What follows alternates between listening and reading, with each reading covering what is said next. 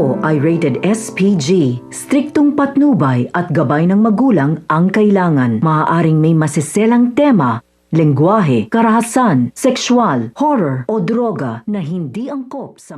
Ngayong nakabalik na si Mitena sa kanyang kaharian at nabawi na nga niya ang kanyang kapangyarihan, dama niya ang bigat na nakaraan at utang na loob sa mga taong minsan ay umalalay sa kanya.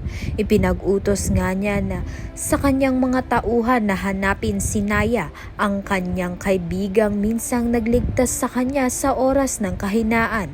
Ngunit lingid sa kaalaman ni Mitena, si Naya ay si Tera, isang sangre na itinadhana ng mga bituin na maging mortal niyang kaaway. Sa muling pagtawid ng kanilang mga landas, magbabanggaan ng dalawang puwersang pinagbuklod ng kapalaran, ang kabutihang nagligtas noon at ang galit na matagal nang nag-aalab.